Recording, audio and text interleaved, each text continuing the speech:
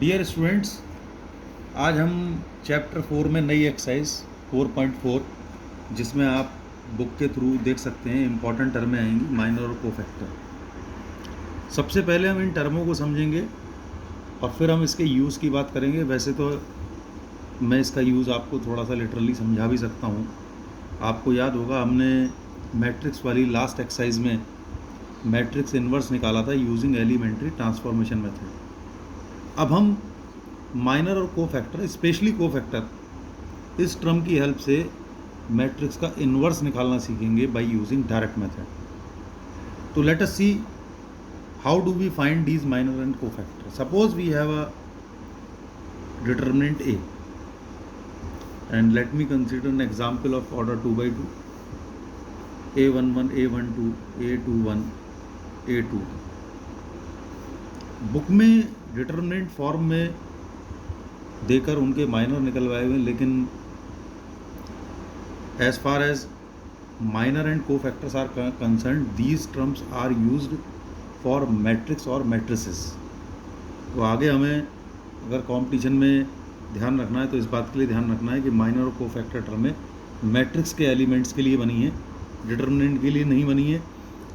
फिलहाल बुक में क्योंकि डिटर्मिनेंट के थ्रू ही माइनर और कोफैक्टर समझाया, तो मैं एनसीईआरटी बुक को ही फॉलो करते हुए वही चीज़ एक्सप्लेन करने की कोशिश करूँगा। ध्यान से देखें तो सबसे पहले मैं बात करता हूँ minor of the element A1। Each element के माइनर की बात करेंगे अलग अलग, which is written usually by letter capital M11। और जिस भी रो और जिस भी कॉलम में ये एलिमेंट लाई कर रहा है उसे डिलीट करने के बाद जो आपके पास यहाँ ये सिंगल एलिमेंट बचा उसके डिटर्मिनेंट की value, and as usual we know it is A22, that is what the minor of the element A1। यहीं पर क्योंकि ये दोनों टर्में एक दूसरे से कोरिलेटेड भी हैं, हम कोफैक्टर की भी बात करेंगे। Same element which is denoted by C11, और बुक में वी विल फाइंड कोफैक्टर्स के लिए we have another symbol which is capital A11। तो दोनों में से कुछ भी चलेगा। तो it is same as minor, मतलब जो माइनर हमने पीछे लिखा वही कोफैक्टर में आना है, बट विद द साइन। कौन सा साइन? डू यू रिमेंबर जब हमने डिटर्मिनेंट का एक्सपेंशन सीखा था तो एक साइन स्कीम हमने पढ़ी थी, keeping first one positive then either row wise or column wise alternatively positive and negative. So plus sign, so plus and its minor is given by this one. So by chance we could say here for the element A11 और A22, क्योंकि ये दोनों positive हैं sign scheme में, इनके minor और cofactor same होंगे। लेकिन आप नोटिस कर सकते हैं जो A12 और A21 है उनके साइन स्कीम में साइन नेगेटिव हैं, तो वहाँ माइनर और कोफैक्टर सेम नहीं होंगे। They will be differ by और डिफर इन पॉजिटिव और नेगेटिव साइन। तो let me consider minor of the element A12 which is given by M12 after deleting its row and column which is A21. Now when we come towards this cofactor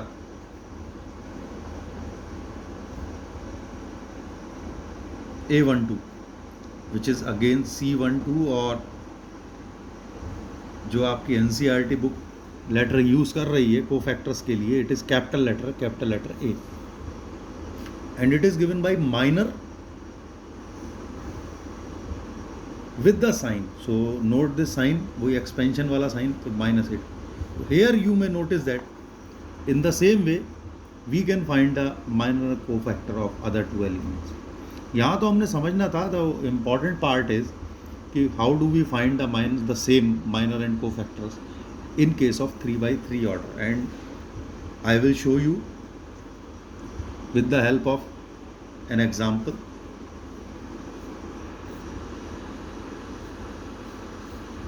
2, 3, 4 कोई भी आप example consider कर लें, और मैंने randomly ये element आपके पास ले लिया।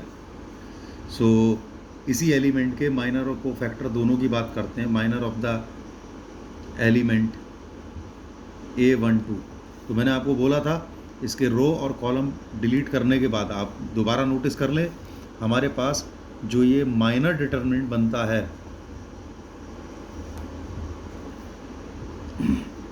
इन द सेम वे अगर मैं कोफैक्टर की बात करूं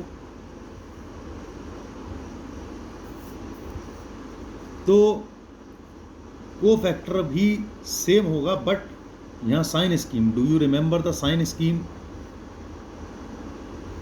while we expand determinant of order 3 by 3?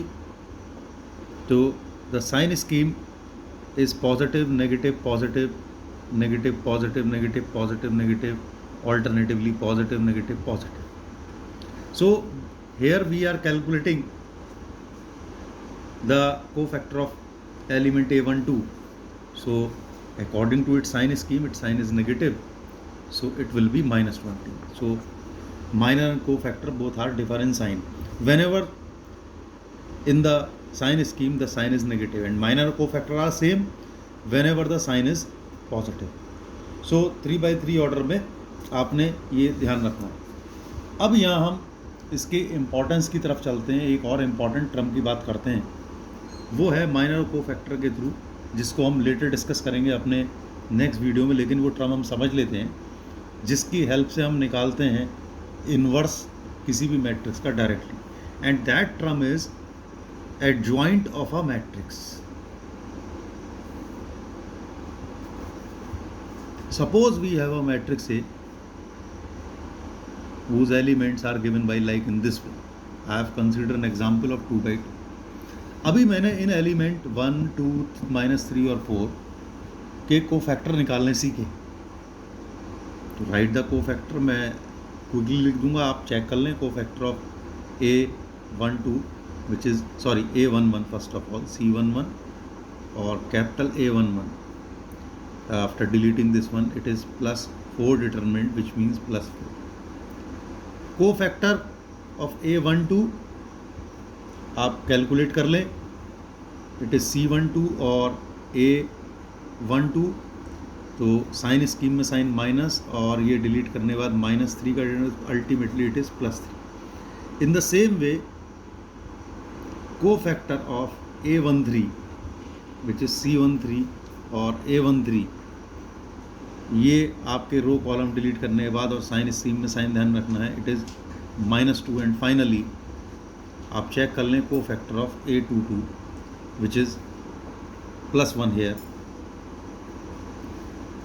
सो इन्हीं कोफैक्टर मैट्रिक्स से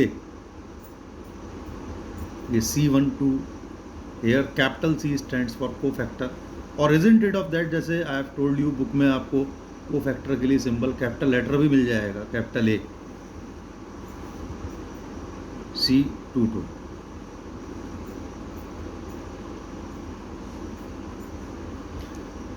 तो कोफैक्टर मैट्रिक्स का transpose is also an integral part and important part for adjoint of any matrix A. So like in this case, if I write all these elements or all these cofactors at their respective position, then after getting their transpose, row column की interchanging, ये आपका column 1 है, right these 2 element in row 1, ये row 2, it has become, it is adjoint. और अब हम next video में आपके यही एडजॉइंट टर्म की हेल्प से, क्योंकि ये जो अब हमने सीखा कि माइनर कोफैक्टर क्या है ये, और इन्हीं की हेल्प से अब हम नेक्स्ट वीडियो के इन्वर्स डायरेक्ट निकालना सीखेंगे। Thank you very much for watching this video students.